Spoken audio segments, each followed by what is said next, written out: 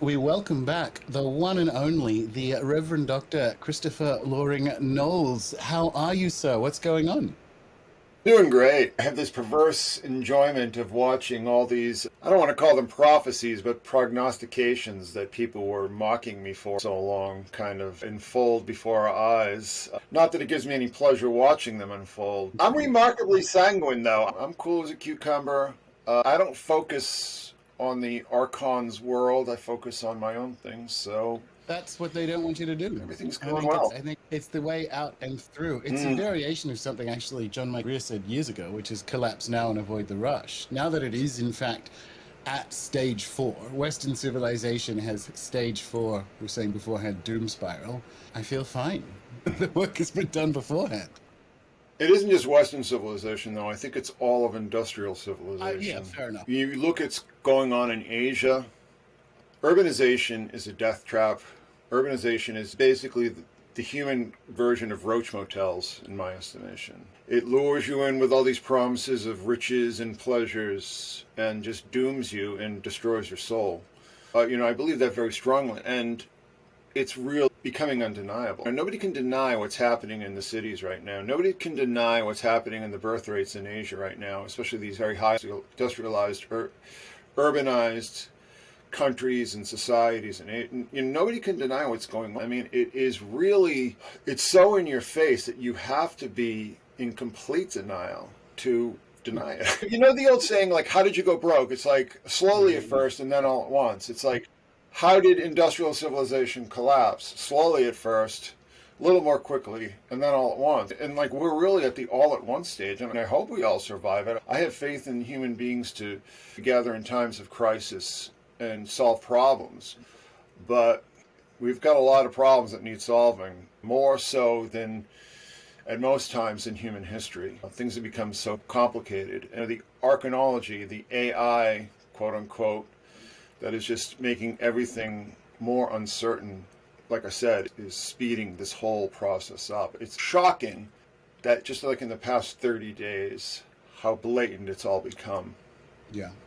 When I was doing some work around this with some very far out there angelic spirits during the beginning of this apocalypse in the 2020 to 2023 range, one of the things the spirit said was like, it has to go this way so you fucking idiots don't do this again. Because I'm like, why is this happening? why are you not helping us? Like, it has to get this bad because this is the second or the third time you idiots have tried this. And if you look at our timelines, which are millennia, this has to happen so that you never fucking do it again. So there are some ideas that get buried forever, right? Biological slavery. You can argue about capitalist slavery, etc., fine. But like, we will never own other humans again as livestock. And this is one of those moments, like, Amen. This has to all come fucking down so that you dumbasses don't do it again. And I'm like, well, that's fair, but exhausting. I'm already exhausted at the prospect. And that was a couple of years ago. And I'm like, yeah. What's fascinating to me, we're recording this in early June, even though it's a birthday special. We're recording this in early June. And you're right about the last 30 days. What I think is fascinating about the end of a technocratic empire is everything from before is now showing up. So like, it has an accelerationist angle where everything from before is here now. Really savage backward beliefs, strange cults, the sort of, and I mean this in the Camille Paglia way rather than a negative way, the flourishing of gender expression that happened at the end of the Roman Empire is happening again.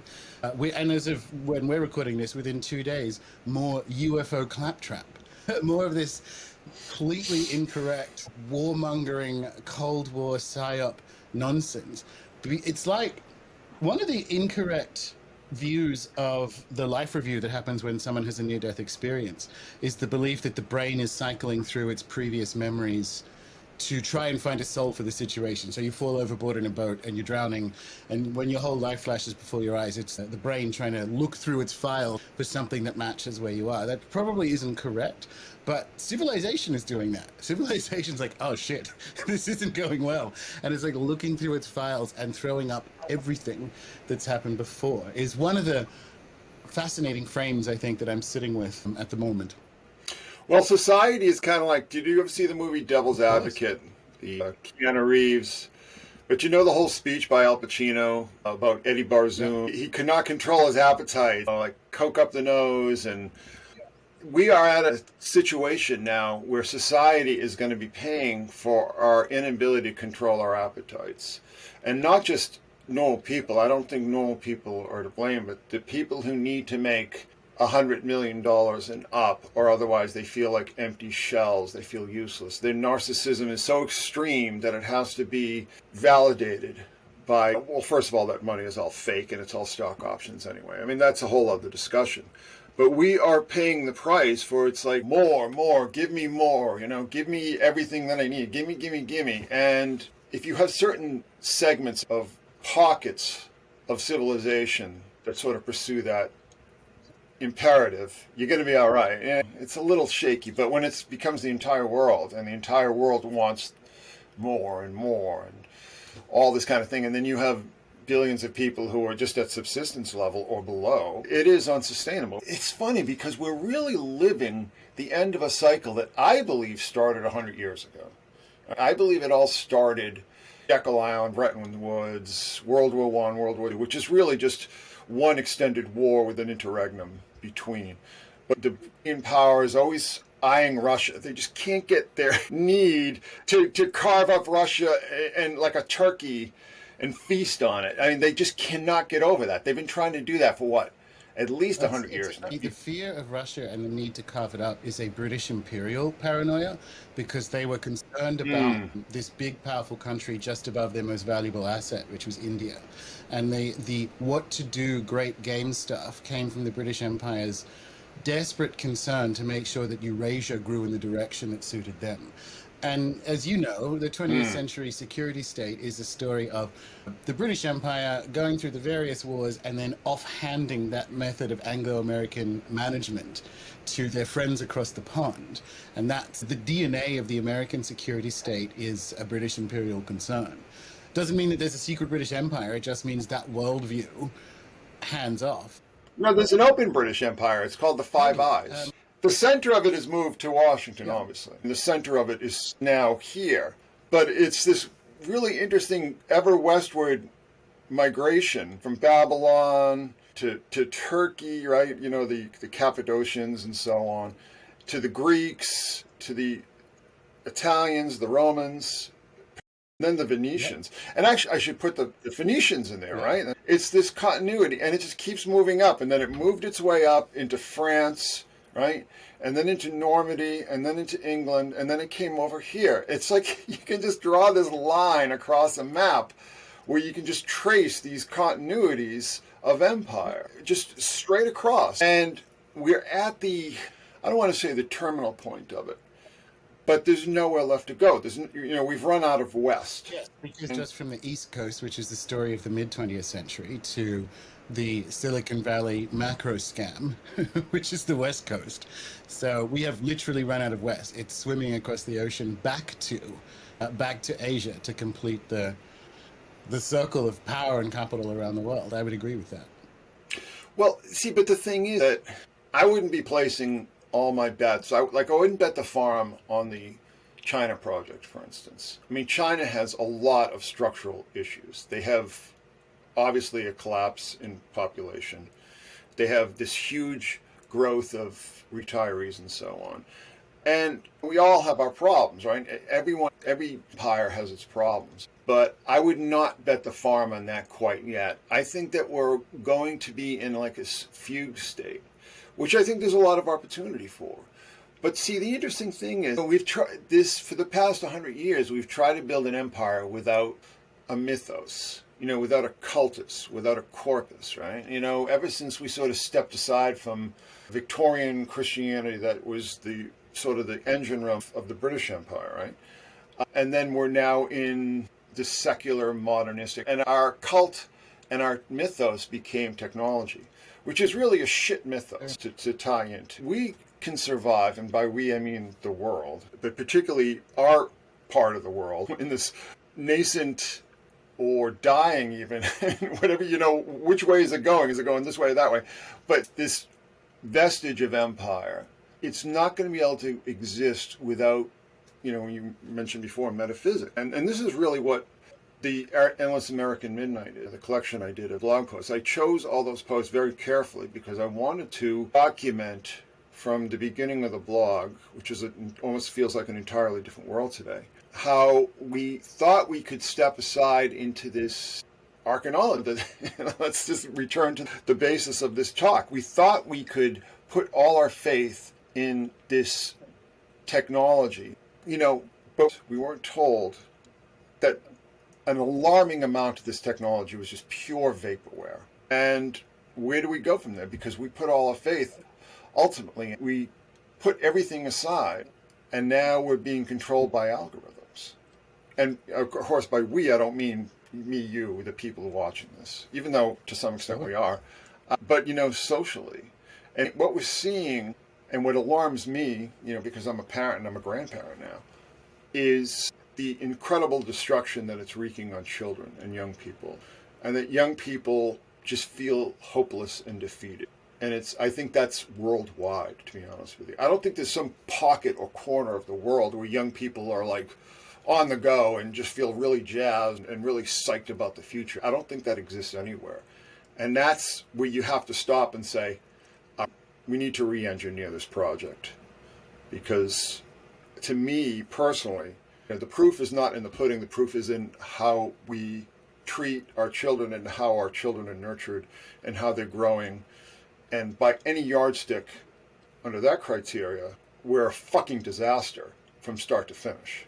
So my experience last year in places like Ecuador, which is going through some problems at the moment, and there are parts of South America where the demography is quite young, Ecuador, Paraguay, and so on. And there's a peculiar optimism. It looks peculiar to us, but I would say there's a few places in the world where young people who are still embedded in, let's call it what Catherine Fitz would say, a human civilization. They know their families, they know their neighbors, are a little bit more optimistic about the future, and not in a vicious like now it's my turn way, like when do I get to live like Westerners. They actually just seem to be, which is the fact that I can point to 3 countries where it's happening is almost like the exception that proves your rule, which is that worldwide we haven't particularly headed in this direction. I would argue without evidence that you might find similar things in parts of Africa where there are young demographics. I think a couple of things when I look at it demographically, next century belongs to places like Africa and South America just because of the demographic,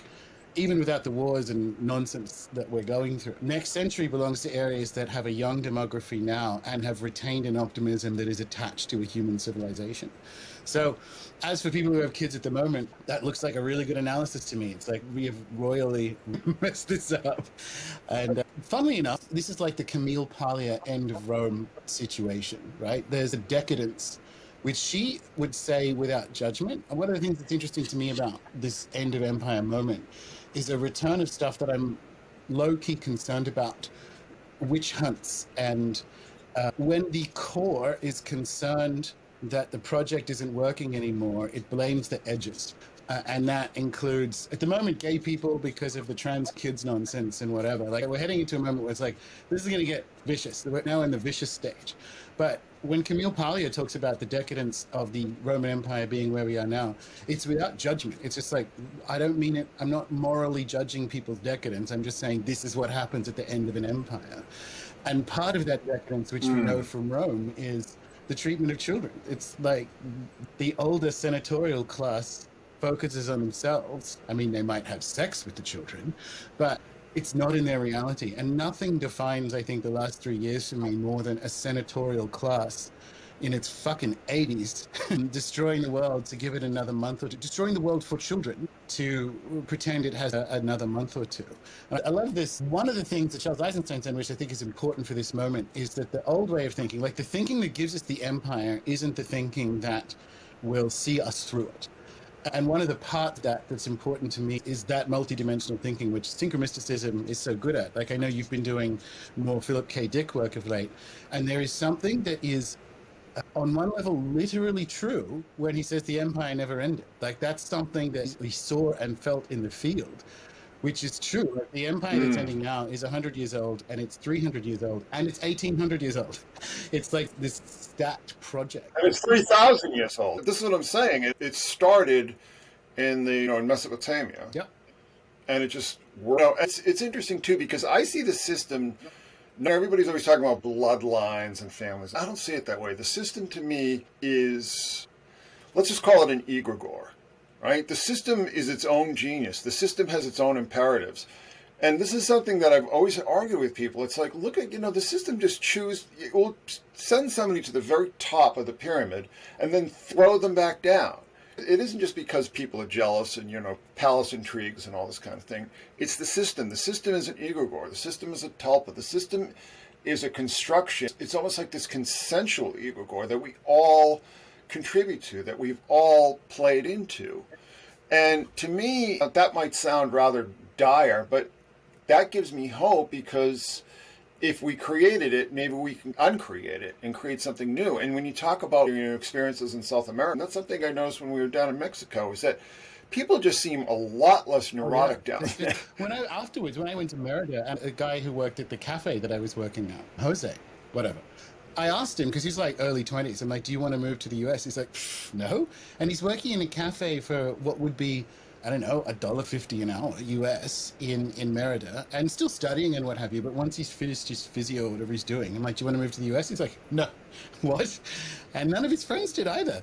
And they're just like living their fucking Merida life. And that was really happy to me because, of course, the story, especially with the faked or well-funded migration crisis that's going on in the US at the moment, is somehow every motherfucker in Central and South America wants to come to the US. None of the ones I was speaking to did. And they're just like living their non-neurotic, happy lives. And that was really, like, after coming out of Fortress Australia for 2 fucking years, that was really encouraging to see that they're actually just like young people. This guy wants to just like live in Merida with his friends and be a physiotherapist or whatever he was studying. And that's awesome. Yeah, well, the thing is, though, is that there's Argentina and Venezuela, too. So there's that example. But this is what I'm saying. The dysfunction is worldwide. And it's systemic. And there are a lot of things that we can get into as far as the spiritual and metaphysical component to that, which I think is fundamental, personally.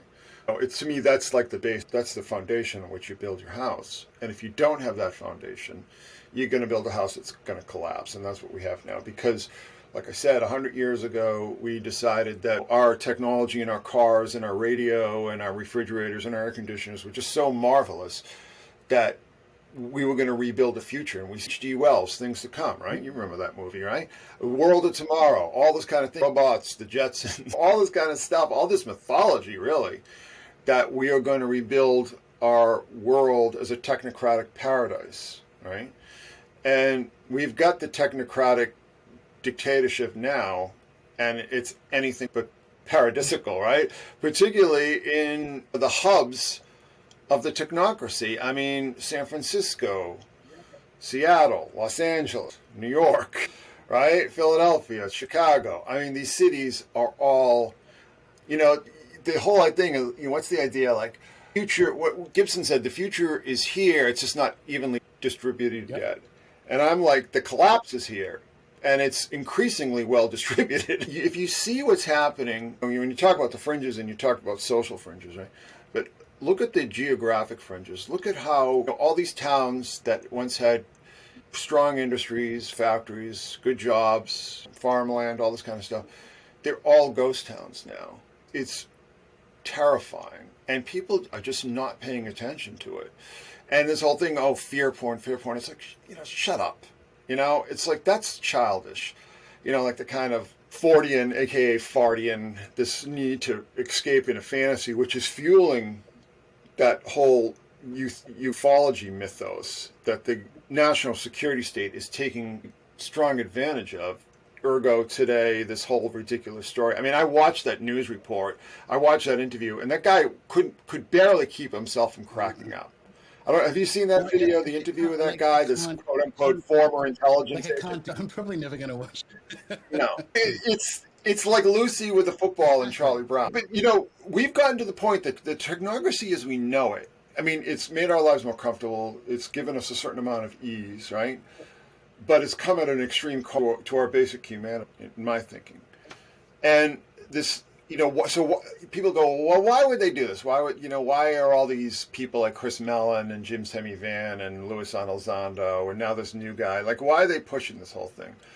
Because they ran out of carrots, right? It's like in dog racing when they have that little metal hair that goes on the track, that they're supposed to chase.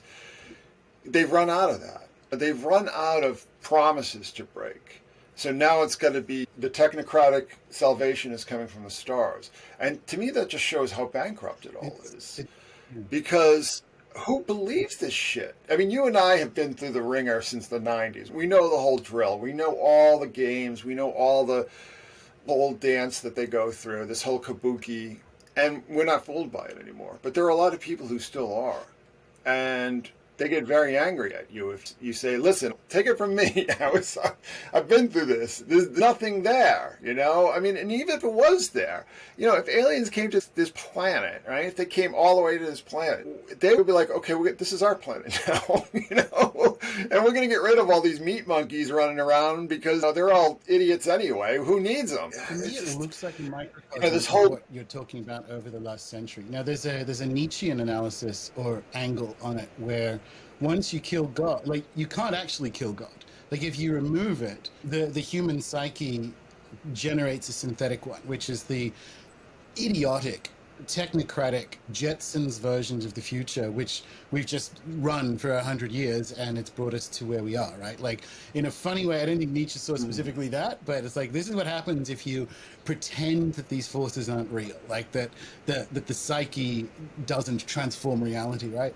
And the UFO version of that, when you talk about now they're looking for technocratic salvation in the stars, it's the last place left to not be disappointed by this synthetic version of reality. And I think about this latest one, like, say, well, they have recovered craft. The funny thing is, even if they do, this story is still wrong.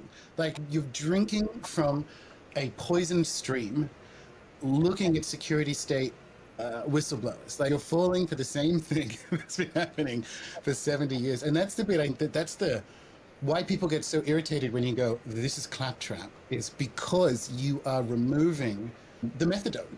Like, it's not even a good heroin. Like, you're removing the methadone, which they need to survive, which is this idea that possibly there's salvation at hand. They're trapped in this worldview, which is the wrong bit. Like, there is salvation. Like, the stars are filled with spirits. Like, you are in a cosmos that's alive. Stop listening to ufologists.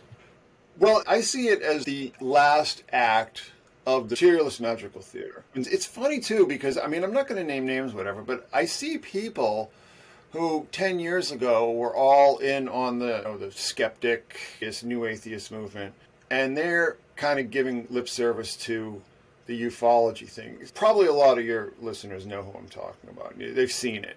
And I just think, like, wow, that should be proof enough that this is bullshit, right? But the interesting thing is that our friend Diane Pasulka, she was like, guys, slow it down. Don't get too excited, which I thought was really interesting because, she's tied in with all those spooked out people. So I'm wondering, like, who is running this? It's that whistleblower, which it didn't, like, came from that group, which is semi-private and has some weird stuff, right? But there are also people that I know and respect to not be security state assets, like Jeff Kripal, right? They're operating with a limited data set, but they are, I think, sincere in their seeking. If people from that camp say, hey, cool your jets with this whistleblower, read between the lines and say, just ignore this whistleblower completely, because it's marketing material for the next Russian war, or the current Russian war. There's one thing I want to add here that I just found out today. I didn't even realize this. Leslie Keane, right, who's been sort of driving this whole project along, with the New York Times and so on. I mean, she's been into this for at least 10 years, but she was really part of this whole TTSA thing with DeLong and all his spook friends in 2017. I just found out today that she's part of the Kane family, which is old money, baby. Not too far from where I'm sitting. I mean, you go out there and it's like, the Keens probably have, they probably own a ton of that land with all these huge mansions on it. And that's old money, that's establishment. There's your Anglo-American establishment right there. In the person of Leslie Keane. I mean, she's not some scribe, she's not some hardworking comer or whatever. I mean, she's part of the upper crust, the establishment that you don't really hear much about. And interestingly enough, her cousin is now our congressman. He ran for governor a couple years ago, and now he's in Congress. So that should be another clue as to what's really going on here. She's not a disinterested party, let's just say. I mean, she is part of that Anglo-American establishment. I only found out we might have read the same article. I only found out as well because it was a little wink in brackets in the article I read. It's like, whose cousin is Congressman Kane? I'm like, oh shit. And then I kind of put those pieces together. I didn't know that either. But again, I guess it's not surprising when you realize that I think two things are going on there, right? So here we go back to the if when it comes to ufology. Now, let me explain first why I won't ever definitively rule out that there is some kind of machine tech that is owned by families that are heavily invested in military industrial companies. It's because you hear from indigenous groups that actually, people come here in craft. Like when my shamanic healing teacher, Alberto, was in the high Andes visiting the Quero once, he came across a group of, on like a UFO tour, like a Stephen Greer kind of tour of the Andes, right? And so he asked his Quero guides, like, what do you think about aliens? And he said, oh, we talk to the Star Nations. We're just not interested in the ones who come here in buses, which I think is fucking awesome as a way of saying it. And so you talk to indigenous groups and like, no, like there are star beings, but there are also beings who come here in crafts. And there's the category difference with them. So when I look at ufology and think everything that's coming out of it from a deep state perspective is propaganda, I slide underneath that, like, voices I trust, which is things do come here in craft. And going back to the Canes, if there is, as you say, any corner of reality where, or any kind of like economic group where technology like that would be hidden, it is that East Coast corner of the Anglo-American establishment. And I don't know. What do you do with that? Like, I can see why it's difficult for people to navigate. It's like everything that comes out of this stuff is nonsense. But if it were to be somewhere, it would be there. Well, it is there. I mean, we're here now. It doesn't advertise itself. It's interesting because a lot of these families, right, these older families like the Canes, they live, like, I've driven around their neighborhoods, right? And it's like you're just driving through the woods, and then all of a sudden there's the friggin' Taj Mahal. You know what I'm saying? It's just like it just appears. You know, you're just driving through these rolling hills, and all of a sudden you see these houses that boggle your mind, like you've never seen before in your life. And these people don't draw attention to themselves. They don't like to get themselves into the newspapers. They don't get themselves on television, with the exception of, Leslie, who seems to be sort of the forward guard of this. But that was a real moment of clarity for me. It really was. I was just like, oh, okay, all right, this is what's going on now, right? Because I always had my suspicions, obviously, and you and I have always discussed this. But as far as, I believe UFOs are real, right? As a matter of fact, I've seen them, and I took photographs of them, right? And actually, my son sort of started all off taking photographs of UFO, or taking video of UFOs about 8 years now ago at this place called Ruxidicus, which is right in the heart of this neighborhood that I'm talking about, that people like the Canes live. So it's like, wait a second. Oh, wait a minute. The UFOs are hovering over Ruxidicus, which is this extremely exclusive golf club that people don't even realize exists, right? Because it's so buried in the middle of the forest, basically. So that's sort of, I get into trouble with some people because they're like, oh, you don't think UFOs and everything are real. It's like, oh, no, I do. I've seen them. I just don't know if we need to worry about them. I don't know if these beings, whatever you want to call them, are beings that we should necessarily want to do business with. I'm very leery about that. It seems to me there's that very unfortunate metaphor that a lot of people bring up of the Carib Indians when they saw the Spanish galleons on the horizon, right? Maybe we're far past that. Maybe they coined a very unfortunate pun that ships already sailed, and we already are in the grips of this. Or maybe we always have been. I don't know. I'm just saying that on a personal level, you, me, people who listen to your show, this is not stuff that we should get involved. It's interesting to sort of keep track of, but my readings of Keel were a real wake-up call for me, because Keel was very much he was chasing the UFOs as much as anybody. And then he sort of had this epiphany I think that something happened. So, like, I think there was something that happened to him that he is too afraid to talk about. But he became like very much like, stay away from this, you know. And I feel that same way. It's like, if you're dealing with a power beyond our comprehension, you're dealing with a power beyond our comprehension, if that makes sense, right? And so it's like, if you can't comprehend it, how can you possibly navigate it? How can you possibly negotiate with it? You can't.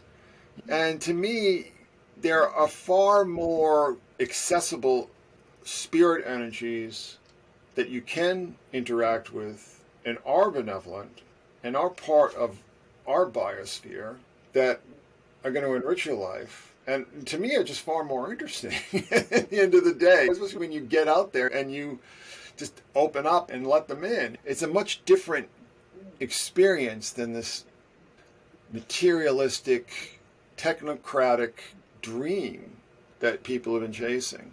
I think it's a lot more complex than people give it credit for. I think a lot of these star beings that these in the Andes, whomever might talk about, might actually not be physical beings. They might be something from some other reality that crosses over into ours. And maybe that's what it all is. I don't know. I can't say. I don't believe in crash UFOs and reverse engineered technology. I mean, that's why I wrote the Lucifer's Technology series back in 2016, because I wanted to sort of provide what I thought was a much more compelling and a much more well-documented process of spirit contact through ritual, and how technologies, however you choose to put it, arcane knowledge has been acquired through these rituals in communing with beings that are non-corporeal but are still, you can tell their evidence, you can trace their footsteps by the effects that they have on us. You know what I'm saying? And in the same regard, I mean, it's like, oh, I don't believe in God, I don't believe in this, I don't believe in the spirit world. Okay, well, go without it, right? Shun it. Drive it out of your life, and let's get together in a few years and see how it's going. That's exactly what's going on in this country. We decided that we were going to step aside from all these superstitions and so on, or at least the managerial class did. We're going to shun this stuff. This is just part of the past. This stuff doesn't serve any purpose anymore. Okay, well, how are things going? How are things going in your cities, right? How are things going in London? How are things going in New York? How are things going in Los Angeles?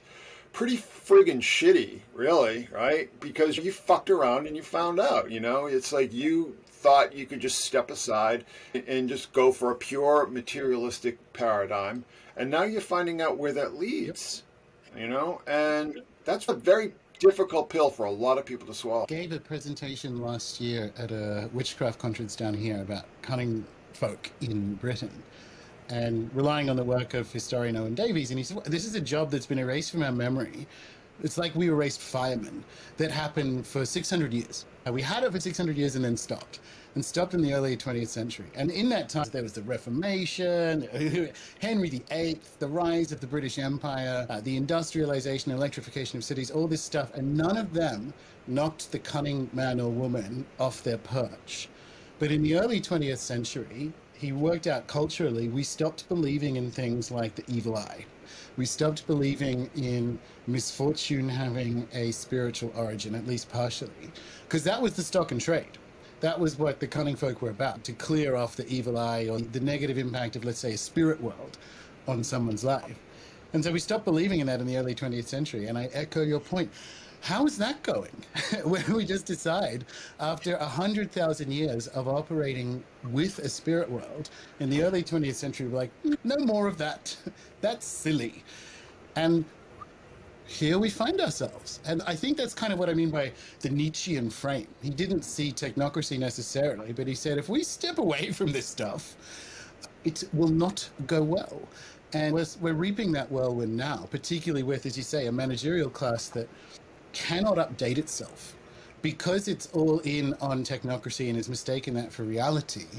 It actually can't get the new data in, which is like, oh shit, 100 years ago we departed from a spiritual framing, and that's the origin of all these maladies. It's like, no, we have to do more technocracy.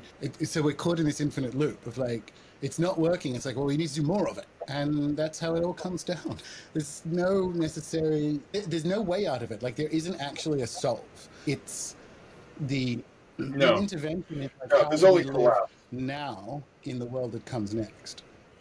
Well, I wanted to bring up, I don't know if this would be an allegory, a metaphor, but I have this experience in my life. So when I was a kid, I was a beach bum, right? I was always at the beach, or I was always at the woods, you know. And I remember I was at the beach a lot, and I started getting what I thought was poison ivy. Okay, all over my body. I thought, oh God, I was down the woods getting high or whatever, and I brushed by some poison ivy. It's like, I know what will fix it. Sun and salt, right? That's going to make it better.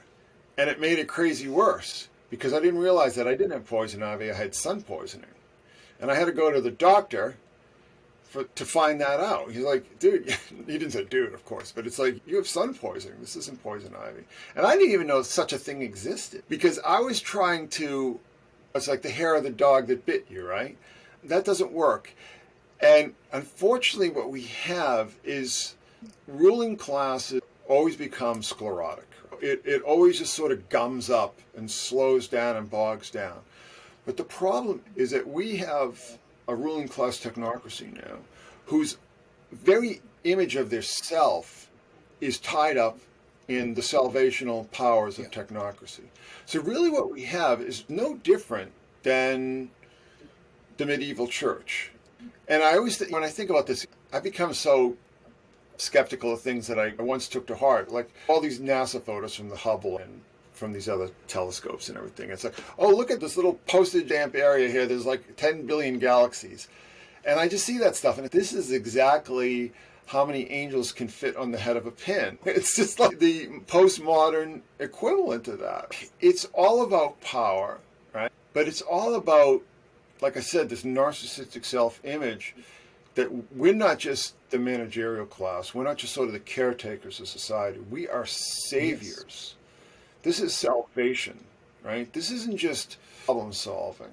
The AI and so on. And it's interesting to see, I've always been very skeptical about the actual operational powers of quote unquote AI. But it's interesting to see that ChatGPT, which is the most popular program right now, is that they're aiming it. The above managerial class, the ownership class, is aiming AI, or ChatGPT, let's just say, at the managerial class, at the knowledge workers, right? And it's already happening. They're already copywriters and even just actual article writers, journalists and stuff, are being replaced. And the next thing they're going to go after is the coders, because ChatGPT is much better at coding than people are. And then the lawyers, and then the doctors. I mean, they're going after this layer, right? This upper middle class layer. And these are the people who are the most fanatical true believers in technocratic salvation, right? Are they going to wake up? And even if they do wake up, will anybody want to shelter them? Will anybody want to take them in? Like these people who have lorded over others, for certainly the past 30 years in a very aggressive and demeaning way, just dehumanizing and demeaning people for being plumbers or whatever, right? What are they going to do then? Because nobody's going to want them. You have proven, and not just, certainly not you, of course, but these people have proven for the past 30 years that they don't even see people outside their class or outside their demographic as being fully human, right? And they're people that they work for, the ownership class, are almost reveling. It's like, oh, we can just cut them all loose, Oh, just think of the savings, you know what I mean? But I don't know. One of the things you said, because it is related to or an extension of the woke devil's bargain, which is all these purple-haired people on Twitter agitating for a communist revolution. If you get it, you're the ones that end up in the gulag. And this is coming back to the entity, because you said egregore, and I'm going to actually invite you to reframe that, because I think it is a being that is external to humans that we're talking about, like this same being. This is what it does. Like, as you say, the upper class are reveling like, hey, this is just like, you remember when we lost a bunch of agricultural jobs in the lead up to cities, but then eventually everyone found work. It's like that again. It's like, yeah, they all went and became maids. What the hell is wrong with you? They all left the land they own and became maids for 1.5 generations. It's still happening You know, the now. billionaire class, the agencies, and the managerial, the laptop class is about the people who were very pro lockdown, let's say, the lockdown class. Technology is coming for them. And they're sort of cheering it on, like, you hear the self justification. My favorite one is AI isn't coming to take your job. The guy who knows how to use AI is coming to take your job. I say, well, thank you for that clarification.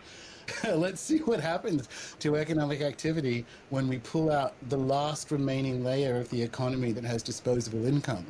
Then we just have billionaires and serfs. But this is the being. Like, this is what it does. This is its ultimate fulfillment, because it doesn't actually want that many humans on Earth, right? So it's like, if we can just keep ripping away any of their joy and agency, they will eventually leave, as in leave reality, and it'll just be billionaires and robots. This being wants to bring back a Babylonian or Sumerian priest class devoted to it, which it hates, but it still needs. There's this really fascinating.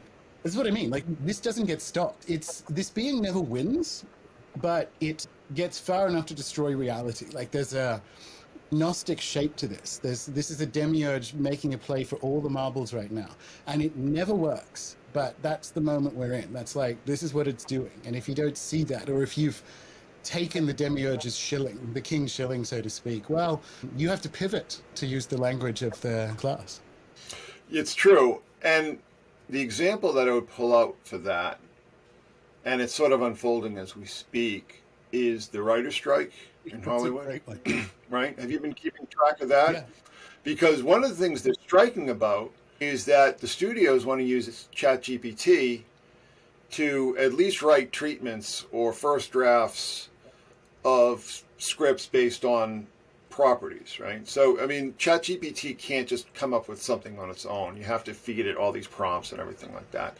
So the studio's thinking, we have all this IP, right? You know, Disney has, I mean, you name it. They have everything now, right? They have 20th Century Fox, Marvel, everybody.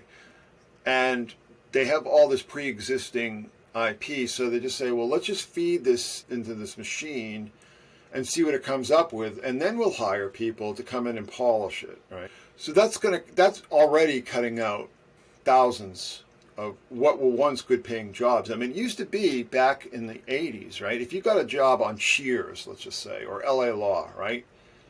You were a millionaire, you know? And then with the rise of streaming, the economics of it is so muddled. People don't know where the money is coming from, where it's going, what the numbers are, and it's all very arcane and hidden.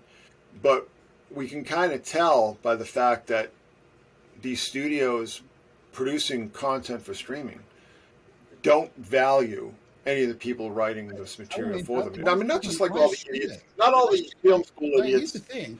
If Hollywood writers are scared of ChatGPT replacing them, it's because they've become ChatGPT before it happened. Like, what I find so hilarious about it is that I guarantee you ChatGPT will write a better Star Wars film than the people Kathleen Kennedy gets to fucking do the last few of them. Like, that's one of the things they got to be scared of. It's like, oh, you can't replace us. It's like, you were already replaced. We were just waiting for ChatGPT. Like, you're talking about ChatGPT needs to be fed prompts. So do fucking Hollywood writers. Just do this again, except make the lead female. It's like, fuck. So in a funny way, I've been watching it because I think, good. If we replace you with an AI, I might get a Star Wars film that doesn't make me want to throw up in my mouth just by accident. It's certainly not coming through humans. When you make yourself into the shape of the robot, you will get replaced. And they made themselves into the shape of the robot. They turned themselves into a churn factory for corporate diktats. And yeah, frankly, I can for that. So good. These are the people I actually do want to see homeless on the streets of LA, rather than the working class. I want to see TV writers and Marvel writers homeless on the streets of LA. That's my utopian technocratic future.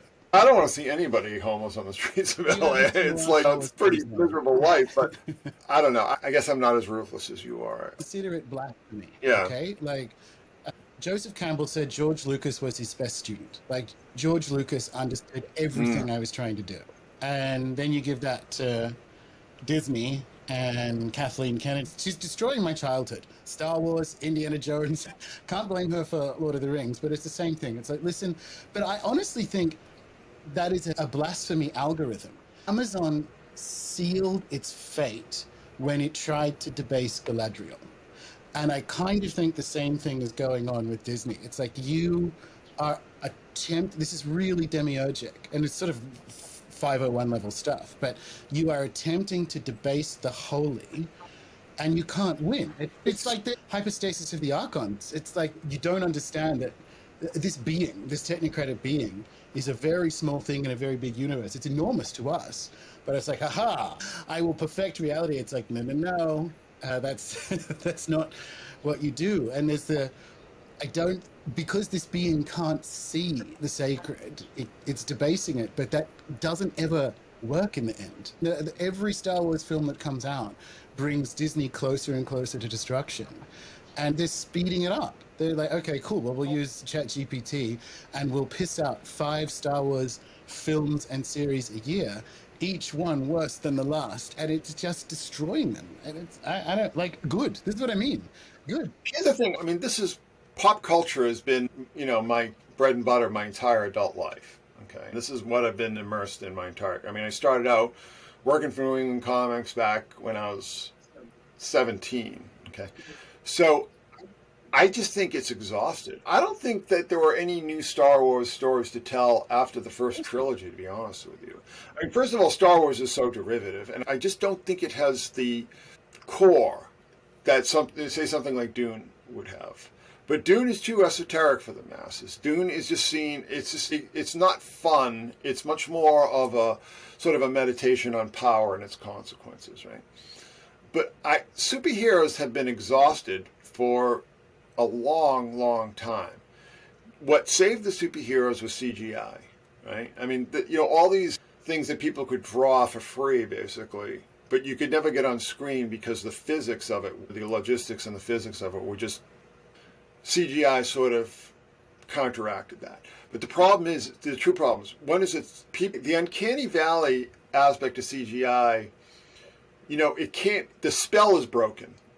Okay, the spell eventually breaks, even with good CGI. Your eye just sees something and recognizes that it's just electrons, right? It's not physical reality.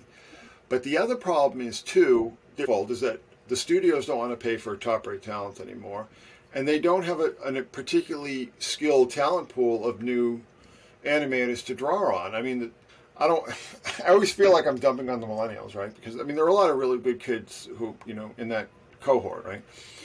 But they're not well known for their work ethic, let's just say.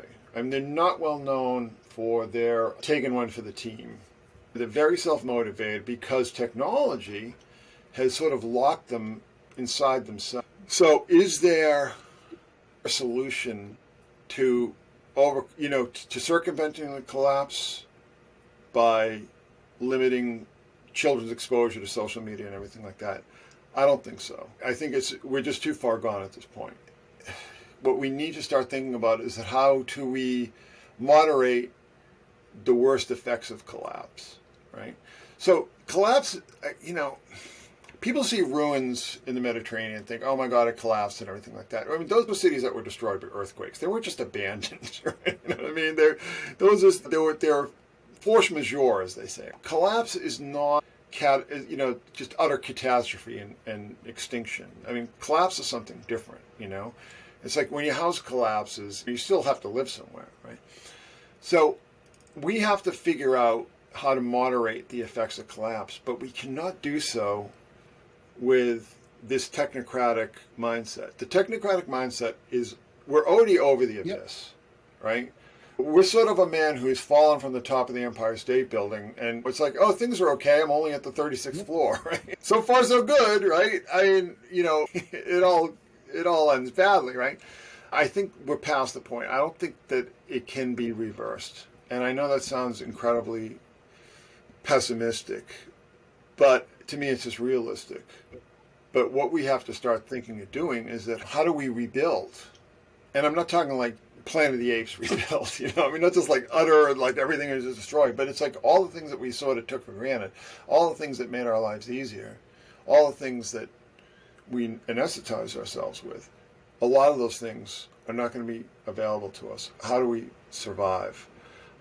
Those things have been very effective at pacifying sectors of the population who otherwise might be extreme troublemakers. So it's like, no matter which way you turn, I think when you look at what's happening, that the collapse is already a reality. It's already unfolding. At least, I don't know how it is in your country, but certainly in my country, it's already started. The collapse process is already well underway. And it's probably been well underway. I was just in Melbourne last week, and obviously, for a variety of very obvious reasons, I haven't been there very often the last few years. And so I have a memory of Melbourne 2019, where I'd go there maybe once a month. And now I was there last week, and there are a few more homeless people on the streets. And there are a few more closed stores. But obviously Melbourne was the place almost in the world, but certainly in Australia, that got the destruction of economic activity the most intense. But it's not, we don't have tent cities yet. The Democrat enclaves are about 18 months to 2 years ahead of their mimickers around the world, which Melbourne, honestly, even without visiting New York, it's like, what's New York doing? We'll do that. We will ban natural gas. We will keep paying for vaccine passports. If New York's doing it, we're doing it. And so that's quite predictive. If you live in Melbourne, it's like, okay, cool. Well, I'll look and see what what New York's like now, and then fast forward 2 years. And that's not just Melbourne, like London and other similar cities are in that, like, anywhere that is in alignment with the technocratic mission, the US is ahead and is somewhere in between cautionary and predictive, I would say, in those cities. Well, I think we're ahead because we still had sort of a vestige of like Ayn Rand thinking, which really comes from Puritanism, ironically, or Calvinism, really, which is kind of ironic because it's filtered through Nietzsche and then filters up through Ayn Rand, right? It's like you get what you deserve. If you're homeless on the street, that's your fault. It's sort of like this stick update on predestination. So I think that there's still maybe a bit more of a communal attitude. I mean, I don't know. I'm not Australian, but I think the reason why we're so far apart is that this country has never really truly been a nation. It's always been a federation of groups that spent hundreds of years trying to kill each other in Europe, right? And then came over here. And then obviously the native population and then slaves and so on that were imported. So it's like what kept this all together was material enrichment. This was a place where you could make a good living. And once you remove that, that's when the trouble starts, because nobody thinks, nobody really thinks I'm an American. When people say they're an American, it's always like, and they're not. Always some sort of political imperative. And we see this with Blue Anon, it's like, they're traitors. They're all Putin ass kissers and all this kind of nonsense that you see all the time. And then you see it on the right, it's like, I don't know, China or whatever. I mean, I don't even know anymore. So people only define themselves as American in contrast to someone else that they don't like. I don't think it's as much like that in Australia. Not like that. I know we don't. If someone says that's un-Australian, it's ironic enough to be, like, you're more likely to hear that as a satire of the very few kind of like elderly boomer racists who think it. But I get what you mean there. Like America is a lasso of the population that agrees with you. So that if you're on the right, it's like, you're doing this woke TikTok drag queen brunch for children. That's not American. That's some sort of woke communism. And yeah, the Blue Anon are like the same thing in reverse. It's like America is a lasso of the people who agree with my current political positions, which I like. That's astute. Well, it's astute, but it's going to make negotiating the collapse as a nation, as a country, or as an empire, I think, more difficult. So I'm glass half full on that, because the other thing that I do observe about America is that its legal construction is more robust when it comes to collapse, because it has more foundation. Like the Japanese skyscrapers that are on rollers for earthquakes, because it is a collection of 50 different entities, the parts of it that go insane are insulated as best as possible when you look at other countries around the world. Like, still not great, but it's actually insulated as best as possible from the spread. And we're seeing that divorce happen now with places like Florida and Texas versus the blue states. And that's going to happen. But like, America is constructed so that if it loses its federal agreement, and becomes several other things, it's not a total political collapse in the way that it's going to be in other countries that don't have the same rollers at the bottom of their skyscraper. Like, Australia is only, whatever we are, 6 states and 2 territories. When we, because I believe it will happen here too, like when we lose federal governance, that will impact day-to-day life more than it would if you live in Houston or somewhere. And I think that, like, there's some plus sides to America's weird formulation that mean that its construction guarantees its collapse in this moment, but its construction also guarantees that it could be worse. Like, the come down could be worse than, yeah, I don't know. I look at it thinking, God, that's going to be an easier divorce to negotiate than some other countries. Well, one thing I want to bring up in that regard, though, is that, so when I talk about collapse, again, it's like the same thing when I talk about apocalypse, right? To me, the apocalypse is much more of like a Philip K. Dick thing, right? That we're starting to see these deeper realities reveal themselves. And that's revelation, apocalypse, right? Disclosure, right? In Rome, people don't realize that in Rome, collapse was about a 200-year process in the Western Empire. I mean, it really started with what they call and actually it was a little bit longer. It started with what they call the crisis of the 3rd century in the early 200s, right? And then, we don't have like the puppet king being dethroned by the warlord master until 475, right?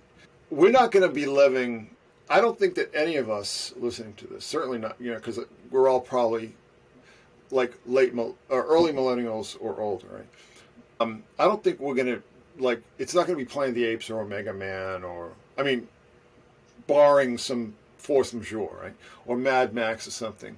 It's going to be a lot more grinding than that. It's going to be much slower and in some ways more oppressive, So it's like mentally exhausting to think about, right? It's like, I agree completely. Like, collapse is a multi-century process. My other example that I would table for people, and this is something that modern historians look at, is when do you think the Soviet project collapsed? Because it actually continued in a zombie form for 15, 20 years before its eventual collapse, right? And everyone kind of went along with them, like, pretending that this is all still kind of working, but didn't believe it. And that's, particularly for America, but generally the West, we're at that moment now where everyone, just to avoid the fucking drama, is pretending that Biden is not a potato and doesn't have like a single percentage point popularity, and like that everything's still kind of real, but it's not. Like, it in their heart. It's like that Soviet moment where everyone's just pretending,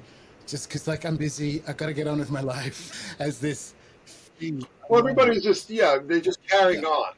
But so this is going to be a little bit of a sort of a detour, but we were talking about the system, right? And I was talking about the egregore, and you're talking about, it's a little more specific than that. I was really thinking about William Bramley's Gods of Eden. Have you read that book? So it's kind of like AAT in the Sitchin realm, but I think that book had much more of an effect on like David Icke's thinking than it's been acknowledged. You know what I'm saying? Because I wasn't even really familiar with Icke until I already read Gods of Eden. So Gods of Eden is like there's some sort of, and Jim Morris really picked up on it as well when he wrote what was that book? Ruled by Secrecy. So this whole idea that there's some extraterrestrial biological coterie that's sort of at the very tippy top of the pyramid. They're the Ben stone at top of the pyramid. But we don't have access to them. They're just so many layers of subordinates beneath them that we can't even perceive them, right? Like, I'm 99.9% sure that is not the case, right? That is not, that there aren't like some sort of, at the top of the pyramid, like I'm kind of like, but there's always that 0.1% that can kill you, right? That can always trip you up. I personally believe that it's, like I said, I think that there is, for lack of a better term, entities, right? I think that we've always been in contact or in communication, let's just say, with something that doesn't fully exist in this dimension, that isn't fully physical, but uses us, and we communicate with it through ritual and so on and so forth. And like I said, I think this is rather well documented, and to me is a lot more compelling than the Anunnaki kind of way of thinking. But like I said, there's still that little sliver of possibility that that is the case, right? There's always that little sliver. I don't, like, to me, it's like, but what it all boils down to, I think ultimately, is that there's something that is oppressing us, let's just say, that doesn't belong here, ultimately. You know, whether it is Anunnaki or demons or archons or something, there's something foreign, maybe that's too loaded a term, something alien to our reality that likes to fuck with us, right?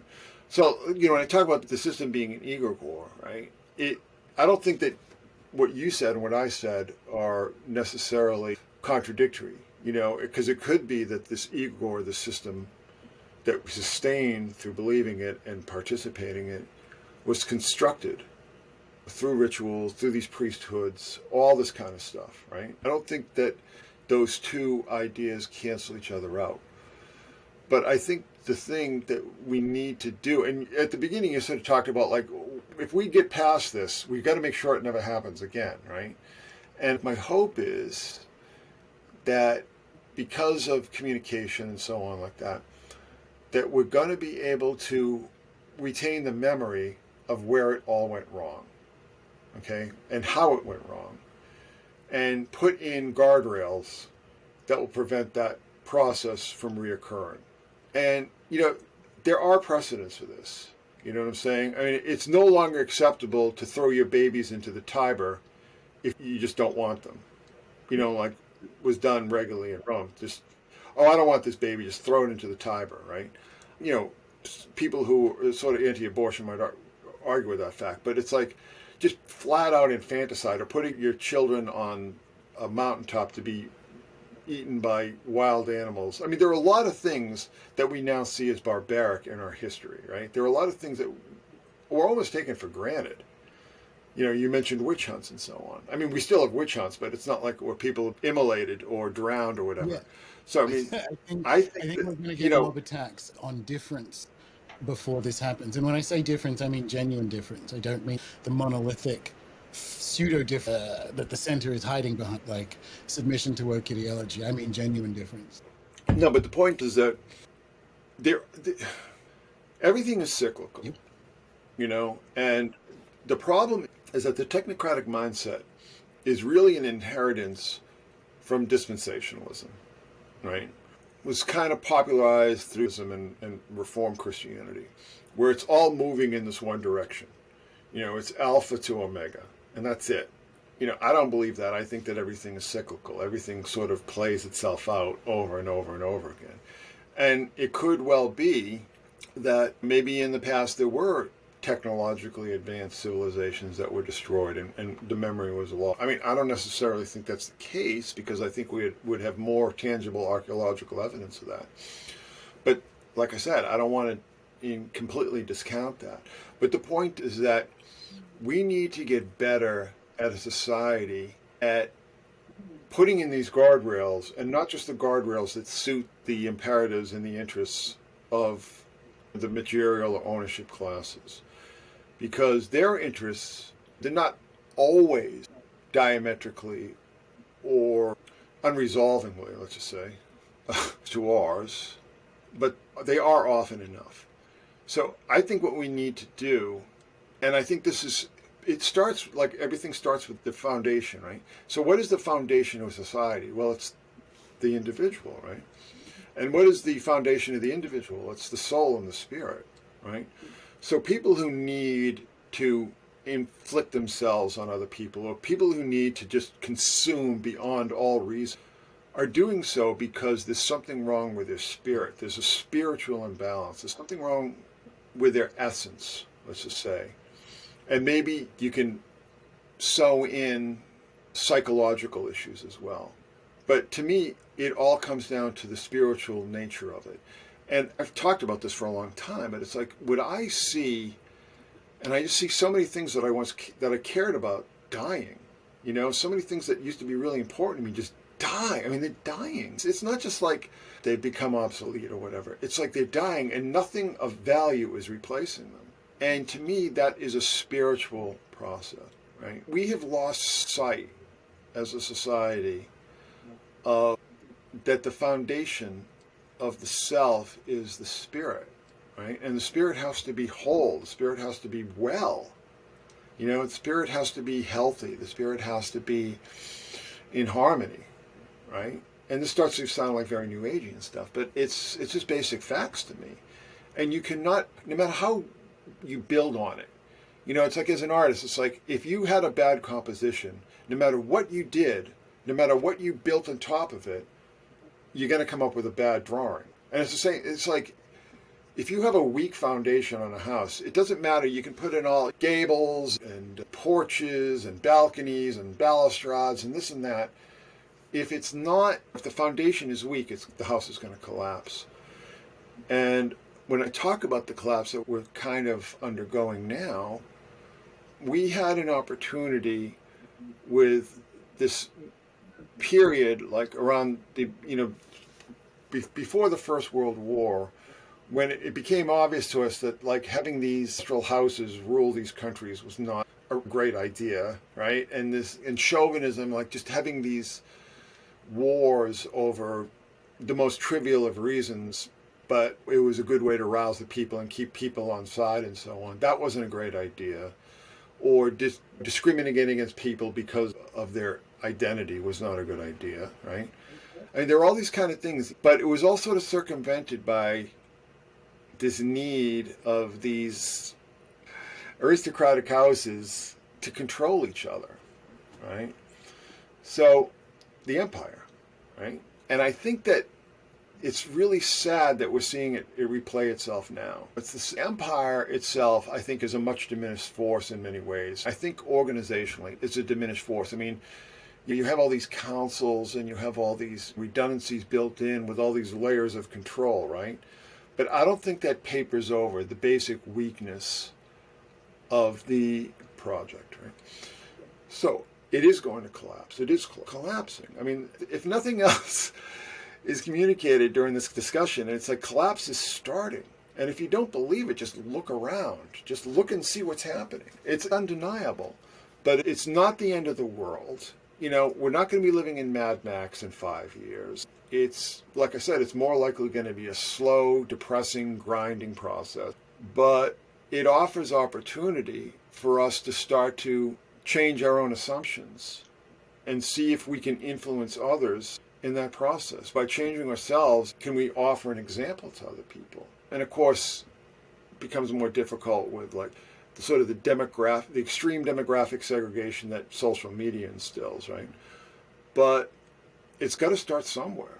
It's got to start somewhere because this, let's just say this incarnation of the empire is finished. It's done. It's over with. And what are we going to do next?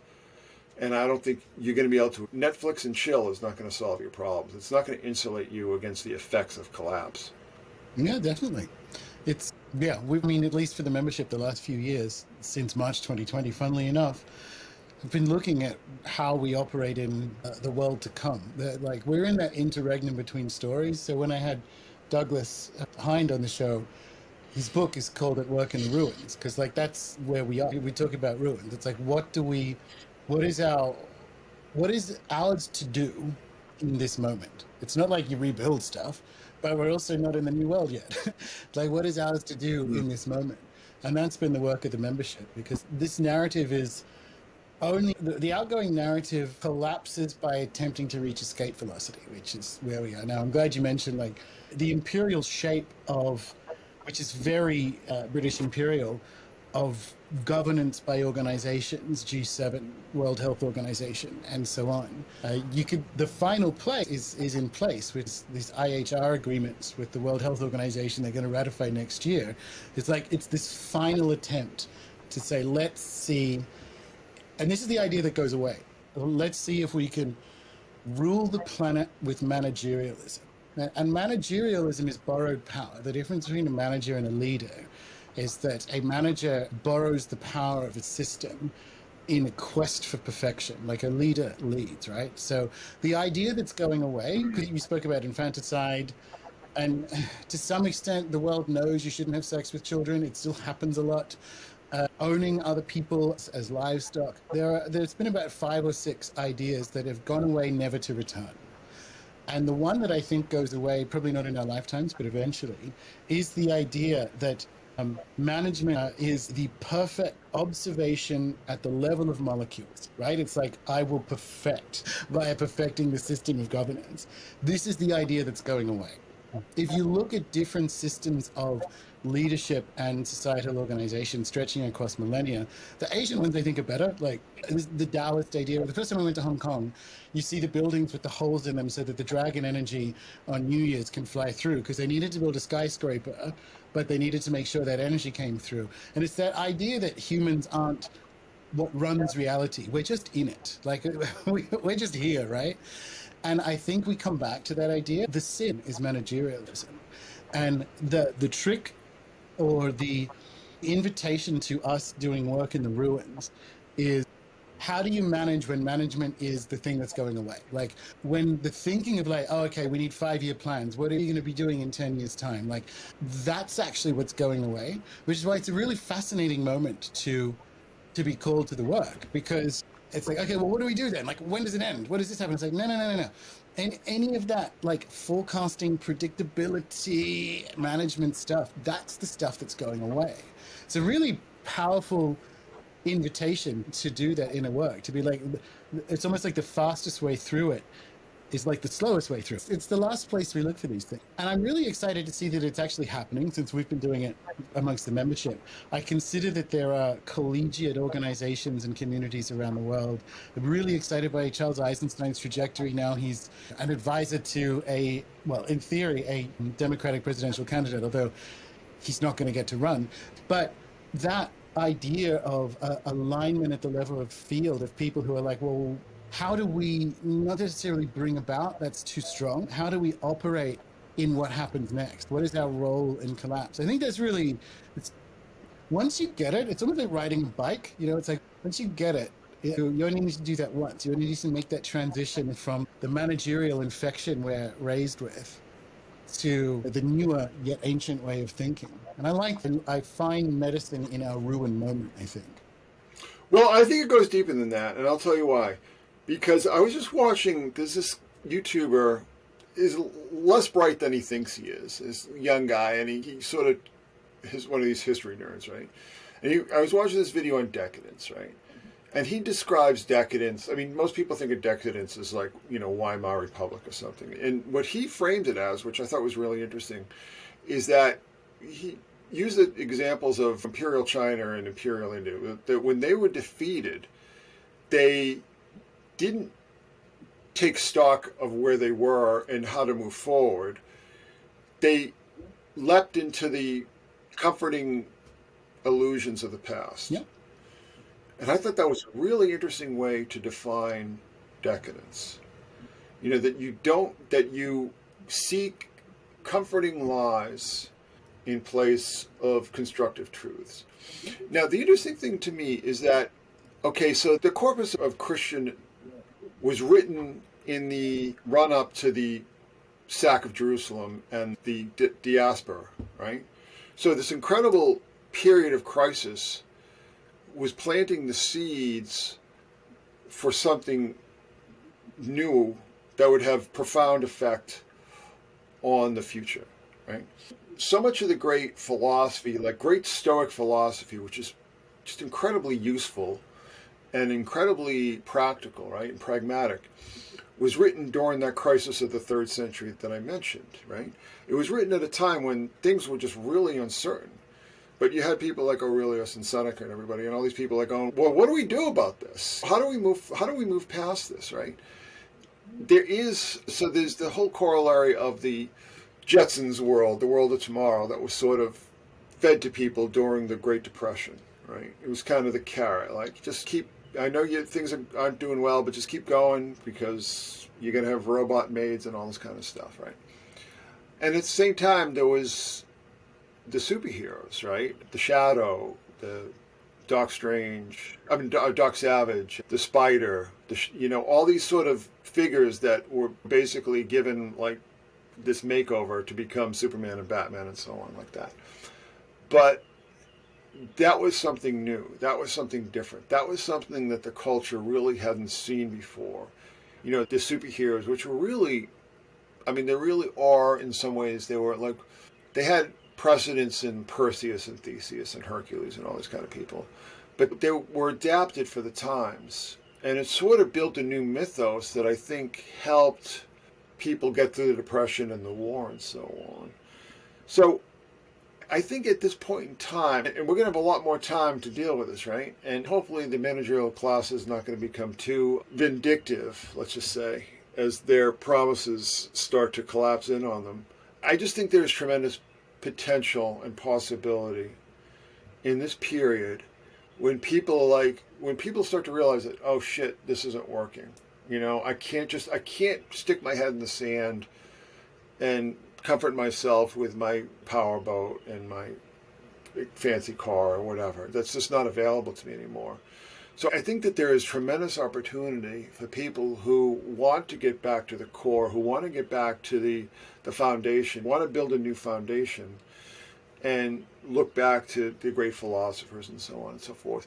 And like I said, some of these great philosophical movements were flourishing during times of crisis, right, of collapse. The Neoplatonists, for example. So what we had is that the fall of the Roman Empire and then leading up to the 200s when things were just really not going well. But that fired a lot of creativity. The 30s, the Great Depression, we had all those great MGM movies, Wizard of Oz and all this kind of thing.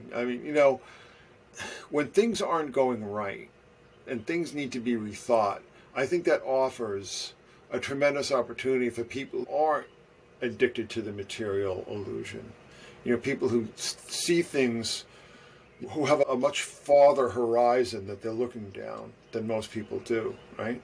Most people aren't even looking past their phones anymore. I think there's tremendous, this is a terrible cliche, but the whole Chinese crisis opportunity thing.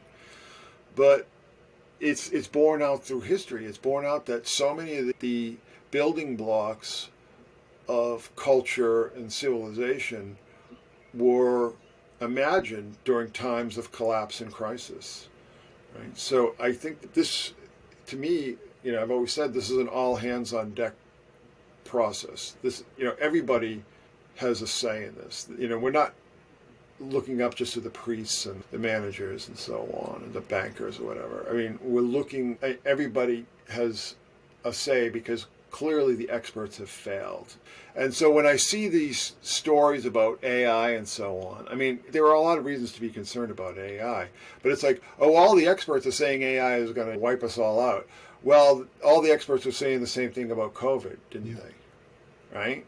It's almost like some of the same exact people. They're like, oh, the sky's falling and so on because of this. And it always leads up to control and limitation and authority, right? This is one of the things that I've been thinking a lot about. It's like, oh, the UBI is going to save us. It's like, wait a second.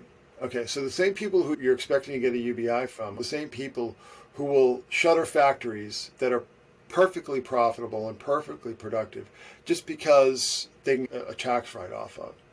These are the same people who have sent millions of people into poverty or destitution or near poverty just to make a little bit extra money, just to get a few more percentage points on the return on investment. You think they're going to pay you to sit around and, work on your Trotskyite interpretive dance performance for the rest of your life? Come on. Yeah, it's like face the facts, people. It's like that whole thing with the UBI. That I got to be honest with you. That is the most concerning because there's so many people, like automated luxury communist kind of types, keyboard communists. Oh, if we just go along with what Klaus Schwab and George Soros says, we're gonna, we'll be rewarded. We'll get our little UBI and we can just do what we want for the rest of our lives. It's like, are you seriously fucking kidding me? You really think that they're going to pay you for the rest of your life just because you're so wonderful? No. I can't imagine that the UBI would exist for more than a few years because they just run out of money.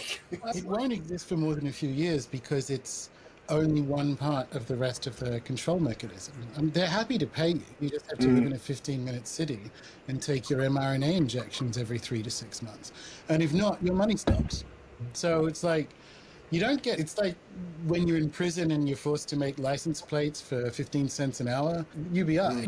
That's what it is. But it cannot hold because it is artificial and it is anti-life. And plus, the managerial class, they have what I call the false god of efficiency. Yes, absolutely. That's one of the gods they pray to. Is this efficient? Are these people disposable or are they indisposable? And they're going to look at the vast majority of people on UBI and see them as disposable. So even if it's like they go along, people go along with their 15-minute cities and their injections and, whatever, right? They do not think of those people as essential. They're inessential. No. So even if they have some sort of benevolent, patriarchal outlook, once there's any kind of shock or crisis, forget it. Well, I think the checks stop. Food stops coming. The electricity gets turned off. The internet gets turned off. The water gets turned off. They had no intention of centuries, right? If you actually, because I know you're a super fan of Yuval Noah Harari as well, but he was talking about this at one of those WEF events where he's like, what are we going to do with all these people on UBIs? We're going to have to give them VR headsets because their lives are going to be so awful. The planet, it's like retirement for humanity. It's like, we'll just put them in this area and feed them bugs and not let them leave, and then they will eventually die, and we will get down to our 500 million to a billion planet. Like, they have no intention of letting the world operate in some sort of, you can have as many kids as you want and so on. The UBI is a holding cell on their way to a technocratic utopia with only 500 million people, which is them, of course, on the planet. On that level, I agree, but like, they don't care about, it's not like they run out of money. We're canceling the original or a useful understanding of money now, and it's still only partially useful.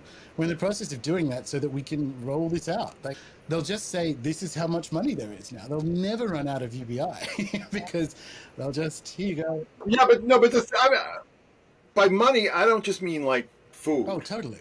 I mean like fuel. Yeah. You know what I mean? So it's like, okay, money is a symbol of commodities, let's just say.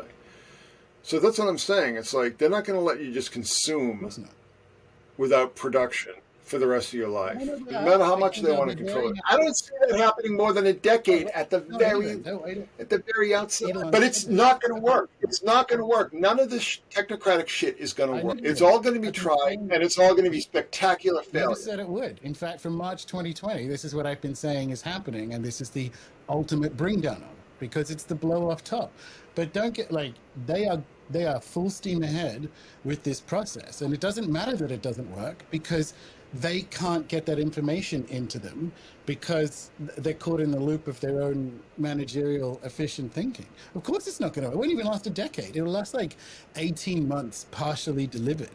It's a mess. Well, see, I think you were so right about COVID. When we had that discussion with Greg at the beginning of this whole boondoggle, I mean, you were so right.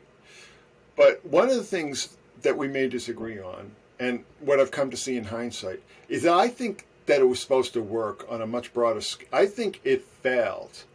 I think that project failed. I think that they did not foresee so many people resisting. They did not foresee so many people not taking the propaganda at face value. They did not see so many doctors coming up and speaking out. And I think this is a function of managerial arrogance. And I think that the whole psychological process that is fueling the woke movement is going to only make things insanely worse. And the fact that nobody seems to have like real life experience No, anymore. yeah. And you're going to have an entire generation that has, doesn't actually have, on the whole, again, there are always exceptions to every rule, but on the whole does not have true life experience. And this is something that just look it up. I mean, all these people running companies are like, I'm hiring these 20-year-old kids, and, they don't even show up for their interviews on time. You know what I mean? But it's like, they're so strapped for workers. So when I see what's going on with the border and everything like that, right? And these people just streaming across the country, across the border, that's economic. I mean, we need people to work not at full slave wages or full slave labor, but close to it. I mean, we need people to work at subsistence levels to keep this system as it exists going. We need people who are going to work for next to nothing or functionally nothing. And that's why there's this constant influx of people. And it's like, oh, we're going to reform and the DREAM Act and all this kind of stuff. They're never going to follow through with any of that stuff. They don't want these people to be citizens. They don't want these people, they might want them to vote, fraudulently, but they don't want any of these people having a say in what goes on in the society or in the economy or in politics and everything. They're just meant to work for as little money as they can possibly manage, right? And that, it isn't quite ancient Rome. It isn't quite where people were like, not just, de facto slaves, but de jure slaves, right? I mean, we have like a de facto slave population now, right? So that is an improvement in some ways, right? But the way that the system is set up right now, it cannot function without a de facto slave population. It cannot function without people who work and who pay into the system but get nothing back. Well, I mean, they obviously get social services and stuff like that, but they don't get they don't have the franchise, let's just say. And then they don't want to change that. As soon as people, say the grandchildren of Mexican immigrants, right? I mean, they're starting to vote Republican, and they're starting to and not only they're like, no more, stop the flow, because it's like, this is impacting my livelihood, right? They don't want that. They just want people who are going it's like the system, who won the dystopia sweepstakes, right? I would say that it was Aldous Huxley, because I think, and I've thought this for almost 30 years now, right? That he was the one who most accurately prophesied, what we're having now, right? Of all the great dystopian novels of the 20th century, I think what we're living now most resembles that. So we need deltas, the people who are going to do the almost literal shit work, right, for next to nothing and have no franchise. The system as it's set up needs that. That's how it operates, And maybe that's a problem with all economies of scale. I don't know.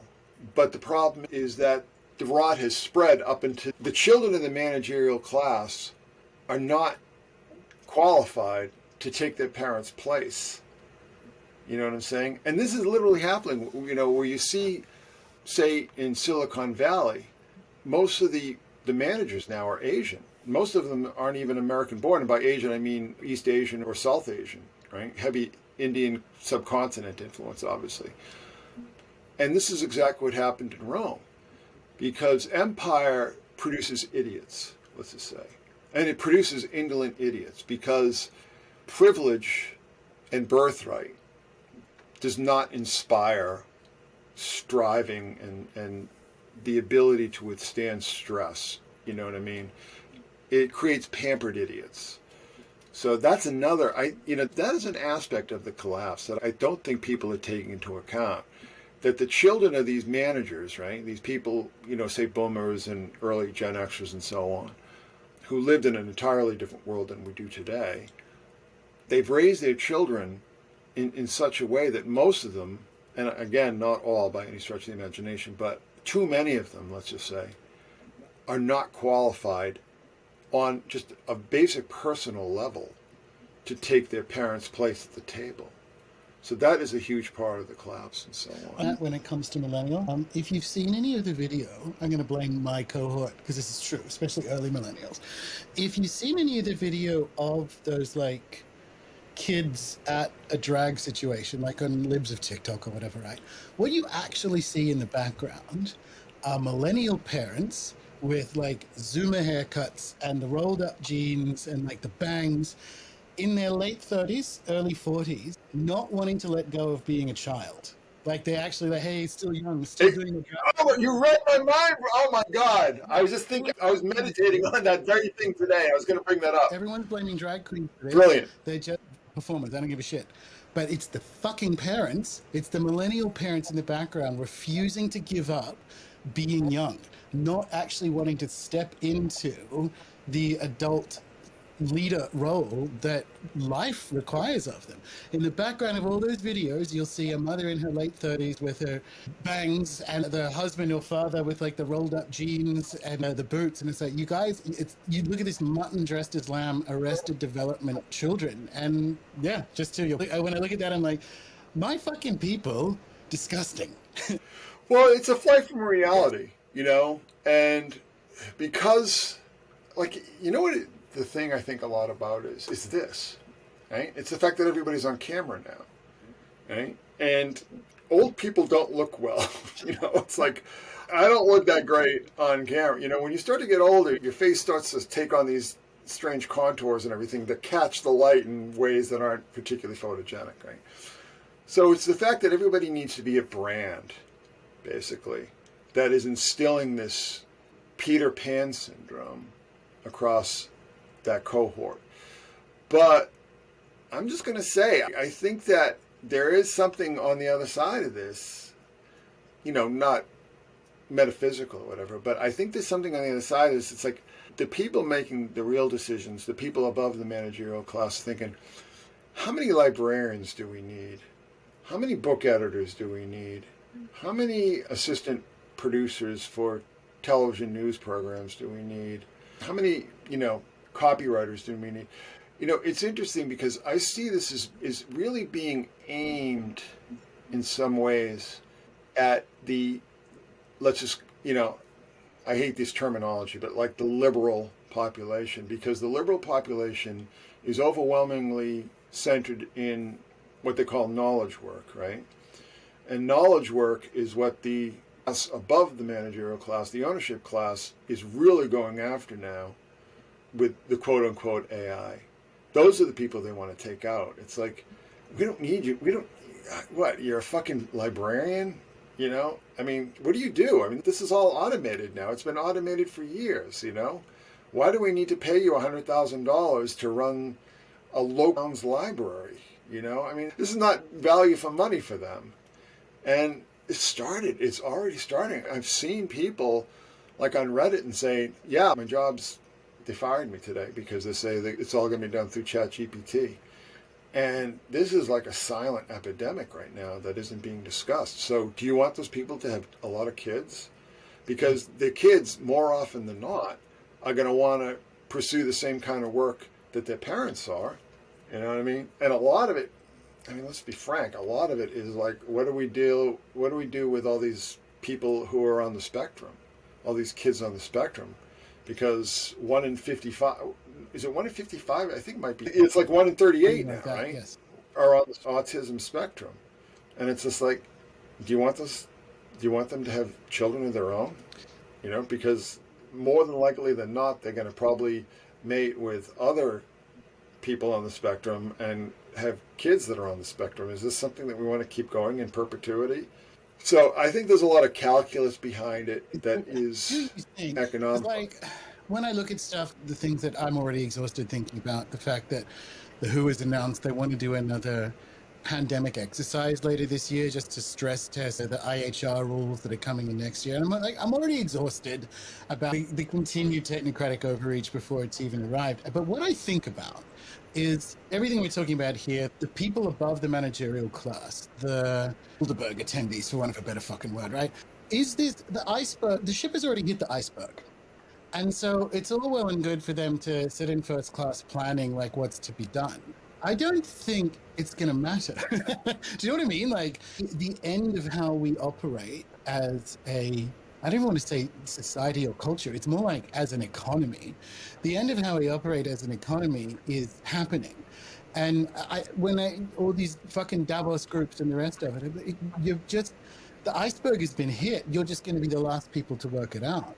And but that's so important, I think, for Mm. people to understand. It's like, it's all well and good for them to be up there doing their absurd little royal weddings and fucking, hokey rituals and so on. It's like the iceberg's been hit. Do you think you guys are still in control? Like it is just inertia now, right? In a good sense. No, not in a good sense, but like it's done. We just kind of have to duck what's left of their idiocy while it brings it all down. But I agree completely on the intent. It relates, funny enough, to the migrant crisis. If you look at that at a managerial level, what you're actually trying to do is reduce the percentage of wage costs in businesses that are in the US. And the same thing happened with Merkel, bringing in those 150,000 so-called Syrian refugees, the majority of which were tertiary educated African men, so a workforce that you didn't have to pay to educate. It's like, this is how they think. And it is absolutely, this is really funny. The left and the right are correct and wrong about this. Like the right's like, there's a war on Christmas. And the left's like, there's a war on the working middle class. It's like, you are both correct. The layer that they perceive as necessarily expensive, they're trying to correct. And we just have to live through that because they're going to be successful enough to bring the project down. And if you can see that coming, that drops down to your level. Like, well, what are my tactics? If I am the proverbial librarian, or if I am a third year or like a junior lawyer, and I intend to have a career of 20 years, what does that look like for me? And it's really important, I think, this is why I love these sort of discussions, because the people who are listening can pull down to their unique circumstances what that means. Well, with the migrant crisis, though, I think it's a little more complex than that. And I was sort of had an aha moment when I was reading about the Neo-Assyrian Empire, which, is one of the stages of the empire that never ended, right? Because they were sort of the inheritors of the Babylonians, right? And they were sort of they were called the Chaldeans in some ways, or by some people at the time, right? But the Neo-Assyrians perfected this technique called population transfer. So what they did is if there was a country that they had either defeated or were at war with, they took hundreds of thousands of people out of, I mean, the great example of this is the Babylonian exile in Judea, right? So the Neo-Assyrians had conquered Judea or Israel, but whatever, the same thing. And they just took all the young men and brought them into Assyria, right? And in some ways it's a brain drain, right?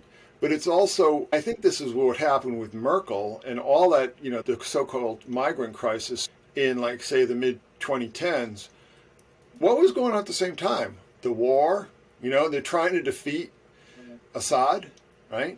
So if you take all the fighting age young men out of and its environs, bring them into Germany, it's almost like, they used to be, we're fighting them over there so that we don't have to fight them here. And now it's like we're fighting them here so we don't have to fight them over there. It's a Syrian population transfer. It's the same, it's ancient. This is a perfect example of the empire that never ended because this goes back a long way. I haven't really read about, I mean, I'm sure the Romans did it as well. They just probably weren't as blatant about it. But there are all these kind of conspiracy theories. It's like, oh, they're bringing in all these fighting age young men and they're going to train them up into an army and they're going to, kill all the native, the Europeans or whatever. And it's like, okay, so we heard that 10, 15 years ago, right? And it never really came to fruition, right? So there's obviously something else going on. And what I think, like I said, what it's going on is like you take all these fighting age men out of Afghanistan and Syria and so on and so forth. And yeah, they're going to cause a lot of trouble, but you can sort of wall them off into these suburbs and everything like that. And you're not going to have to fight them when you're trying to overthrow, their native governments in Syria and so on. And, it's a whole big thing with ISIS and so on and so forth. But the point is that the calculus behind this starts, it almost becomes like an addiction. So, okay, so maybe that worked back, in like the early 2010s, right? With the whole Syrian thing, right? But then they get addicted to it. And then they start to apply it maybe to situations that don't even warrant that, right? And that's because that's what the managerial class does. And you were in the managerial class. You know exactly what I'm talking about. It's like yesterday's solutions are always the answer to today's problems or tomorrow's problems, because it's like you become addicted to these solutions, whether or not they work at all. And if they don't work, you start taking it out on your employees. The arrogance is that you can't conceive that the plan that you've been raised in is wrong. Like, so it's just been imperfectly implied. We just need to do more of it because we haven't done enough. During the 2008 crisis in Europe, the bond crisis, which is in the process of destroying the EU project and its currency now, when they looked at the bond crisis, they said the solution isn't less Europe, it's more Europe. And that's literally what they said. It's like, okay, we're going to expand bond buying, drop the rates to negative. The solution is more Europe because the European expansion project hit some bumps. This is how they think, right? It's like, it is inconceivable that they're wrong. Like that the plan is actually not the best route forward because they're so smart. They're experts. They went to the right school. It's inconceivable. It's like, okay, the plan hasn't worked. Well, this is the seeds of failure. This is exactly what I'm talking about. What you're describing is the seeds of failure, right? Because this is where the sclerosis sets in, and this is why the technocratic project is doomed to failure. And I can't imagine that the people, say, above the managerial class can't accept that. Do they even care at this point, or are they so removed? I think this entity, this archon, demiurge, whatever you want, that is technocracy, affected the ruling class. Because you want to tell me King Charles, he's all in on it. Do you know what I mean? Like, who are the people above it who are like, oh, I don't think this is working? I think this being, this entity, we're midway through third act. We're at the point when the villain thinks it's about to win, right? And it's captured it's captured the bottom of the middle of the pyramid. I'm just using this metaphor, right? But I don't think there's anyone who goes to Bohemian Grove, Bilderberg, whatever you want, that isn't in this mindset. They're all gone. Maybe Elizabeth was the last one. Now that she's wherever the hell that thing went, that's it. I don't think there's anyone left at that level that isn't captured by this ideology. Well, the interesting thing too is that I think the coronation was a mystique killer for the royalty, more than anything. I mean, more than Andrew, more than Harry, the ginger bastard. I think the fact that the coronation was just so sad and low T, Charles with his big catcher mitt hands, his big puffy fingers that look like cooked Italian sausages. It was so pathetic and sad, and just to see this old man going through this ritual, and he's so clearly old and tired, and there's just no gas left in the tank with that guy, and it's just pathetic.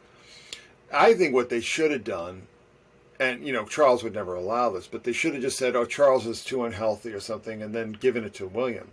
I mean, because William's a douche and he's a cuck, but at least he doesn't look like a really decrepit old man like Charles does now.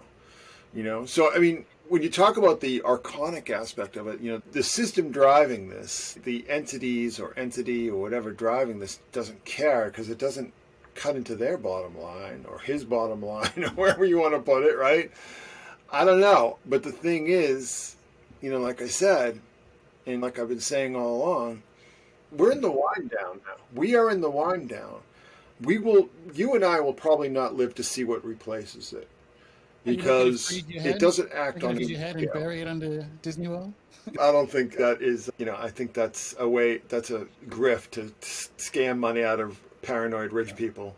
I don't think we're going to see it. I don't even think we're going to see the climax of the collapse, right? Certainly I won't. I'm pushing 60, right? So, but we are in the collapse.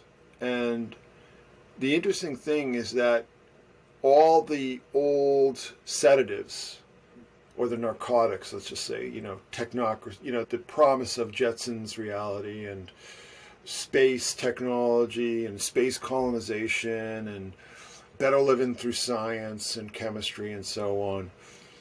I mean, those carrots have been chewed and shot out already. You know, that's not even an issue. It's only an issue for like the most pathetic kind of like virgin types on Reddit or something. I mean, nobody really truly believes that. I mean, and it's so weird to see, you know, Elon Musk, you know, talking about Mars colonizations. Nobody is going to fucking Mars. Nobody is going there. It's just insane. I mean, nobody's building bases on the moon, at least not certainly not in our lifetime, and not in the foreseeable future, because we just don't have a way to efficiently, you know, we don't have the energy efficiency or the transport efficiency or the resource allocation efficiency to make any of that happen. So it's like it's not quite tabula rasa yet, right? I mean, there is still people who are addicted to the old narcotics, but we're almost there. I mean, it's pretty much, I would say in the next year or so, I think people, you know, only the most delusional people are going to still subscribe to the old, you know, New Frontier type of 1960s Jack Kennedy illusions. But what that provides, I think, is an incredible opportunity for people who don't subscribe to that and who have seen further down the line and don't subscribe to these materialist paradigms and don't want to just become another cog in the imperial, you know, tank or whatever. I mean, you know, who want to envision a better future for people. I mean, it's almost like, I'm not going to say that all bets are off yet. I mean, again, it's like the old narcotics still have a hold on a lot of people, but we're almost there.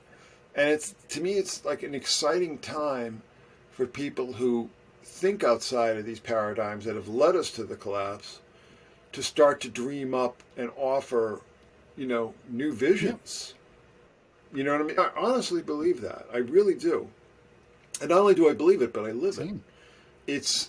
There are other ways of living. You know, it's interesting. I was just talking to Freeman, our old friend Freeman, and, you know, he's just saying, oh, I'm just this close to just selling off my house and getting back in the van and just, you know, hanging out with the rainbow people in Humboldt or Mendocino or whatever. I mean, wherever. I don't even know where they are now, but just getting back on the old hippie trail, just becoming a nomad. And, you know, I was recently talking to Mike Cleland, and, you know, saying one thing that really struck me is that he said when you're out in the wilderness, because he was a wilderness trainer, right, you realize how little you actually need. Yeah. Right? How little you need.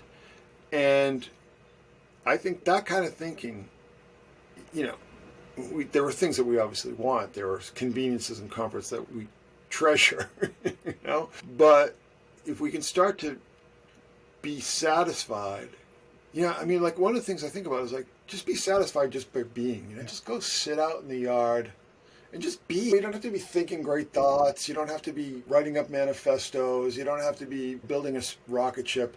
Just be. You know, there's tremendous liberation in that I think is really taken for granted. It just sounds like lazy hippie stuff, but it strengthens you. It really does. Do you know the story about, so you know that, I don't want to necessarily use Crowley as an example here, but there was a story, there was an actress of some note that was living with him at Cefalù, and that she had succumbed to what she called melancholy, which was depression. And he told her to just go, I think, like take a bottle of water and a hunk of bread and just go sit out in the rocks overlooking the ocean, just no books, you know, just sit there and just do nothing. And she said, it drove me crazy for like the first couple of days. But then I started to feel like liberated. I was set free. And again, I mean, I don't want to, this is not unique to Crowley, right? This is probably what, he probably learned this from the Buddhists, right? And this is probably something that Buddhist monks were practicing. But, you know, that's just where I read about it, right? So I think that there is going to obviously be hardship in collapse, but I really do. I think there's tremendous opportunity, and tremendous opportunity for people who've been like living a different for some years now, you know, because people are going to go, oh shit, this isn't working anymore, and they're going to be looking around for people to offer other examples, you know. I mean, I'm preaching to the choir because, you know, you're sitting out there on your farm and in the bottom of the world, let's just say. So, I mean, you're living it as well. So, but again, like apocalypse is not a bad thing. People think apocalypse means like the end of the world, Planet of the Apes, Arnold Schwarzenegger or something.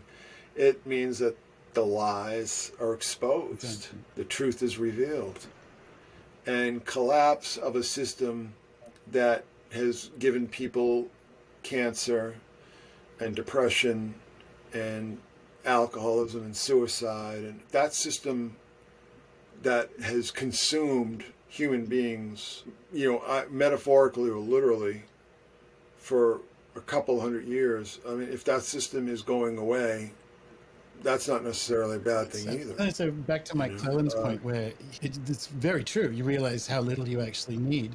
The morning that we're recording this, I jump on the internet to see Apple's announced its VR headset, and I can't think of anything stupider or less necessary. And it's the perfect counterpoint to what Mike Clelland said, because you need so little, and the things that are available to us that you're told to want, that'll give you cancer, don't get me wrong, but it's also like a hell realm. It is a fake boondoggle hell realm. Samsara. Yeah. Yeah, it's samsara. It's a perfect example of literal samsara. You need so little, and actually what's on offer that you're told to want will make you unhappy, and then it will shorten your unhappy life. What the hell? I absolutely agree. On quite a positive note there. We ended on an apocalypse, not that bad. This is sort of what collapse looks like. This is a good birthday episode, for me anyway. Birthday season for you when this comes out, but birthday week for me when this one comes out. So what do you got going on? Well, the Secret Sun blog, but also coming up is the Astronosis 2 conference, which unfortunately will not have Gordon White in attendance. So I get why it's in the US, but I'm not spending $10,000 to go to Illinois. But flights are too expensive now. If I do it, that world is gone. The world of affordable travel is gone. So it looks like a big fun. Well, $10,000 it would cost you. 10,000 Australian dollars for flights and accommodation and the rest of it. That's a $10,000 trip. I'm there in spirit, but if I'm going to spend $10,000, it's going to be in the Yucatan, right? So, when's that? Tell people that's in July, isn't it? That's the 22nd to the 24th, I believe. So it's going to be St. John's Day. Oh, right. So it's June. Midsummer Fire. Depending on when this one's out, I'll pimp it on the blog anyway. Coming up fast and furious. Yeah, depending on when. What's that? This might be out that week, so I will actually pimp the show. I'll pimp the conference on the blog. That's my birthday week. That's another reason. I'm inventing. I'm gonna experience serious FOMO when it happens, because it was so fucking fun last year. But yeah. Oh, enjoy that. That looks really good. What do you think? Yeah, well, it was fun because it was also in Cancun. So. Well, and in my case, it was the first time I'd left the country in 2 years. And actually, when I was showing up at the Qantas Lounge in Sydney, the guy in front of me, when he's getting his little card signed so he can get into the lounge, he's like, "This is the first time I've been here in 2 years." And because I was thinking that myself, wow, this is quite exciting. First time I've been here in 2 years. Wasn't the only one thinking that. So it's a very important time for me, very important memories, because it was a jailbreak as well as hanging out with some really cool people in a really nice area. So I'm sure I will experience FOMO. That's for sure. Well, see, because you're a weird Cancer and you like to travel. I am like the prototypical Cancer who hates traveling. I mean, I hate leaving the house. It's like I am. I am not a traveler. So, Wheaton, Illinois, whatever. I'm sure it's going to be great. It's going to be great seeing, Mitch Horowitz, your friend Mitch Horowitz is going to be there. Who else is going to be there? April DeConnick, who Miguel is always talking about. Recluse, who a lot of people know. Steve Snyder's going to be there. I'm going to be there. Who else is going to be there? Richard Smalley is going to be there. Yeah, it's gonna be interesting. I'm looking forward to it, and I am doing a talk. The title keeps changing, but it's going to be our ultra terrestrial archons. Nice. Because I had read a paper that was published 1990, perhaps, by a theologian named Carl Raschke, who had talked about the ultra terrestrials, and of course he's working from Kiel and Valais and so on. But it really changed my way of thinking with one simple sentence, because he talked about how he believed that we're being groomed by these ultra-terrestrials who want to bring us up into their reality.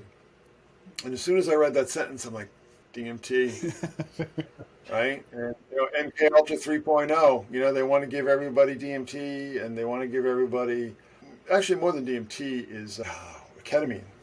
There's a very quiet but persistent campaign right now to get people to experience ketamine. And as a matter of fact, I think I probably even brought this up in your show, when my son had gotten into an accident skiing, I think it was skiing, but he had gotten hurt, and they gave him ketamine as a painkiller in the emergency room, which I just thought was like, that's a little MK Ultra 3.0 for me, but, it's another reality we're dealing with. And that speaks to your whole argument about the entity aspect of the system driving the egregore. That's cool. Well, for the people who are going to be attending, they can look forward to that. And of course, Secret Sun everywhere, Secret Sun Patreon, Secret Sun Blogspot, and the prolific on Twitter, Christopher Knowles. Nice one. Really good. Thank you, really sir. good to catch up. Really good show. Absolutely. Very much enjoyed it.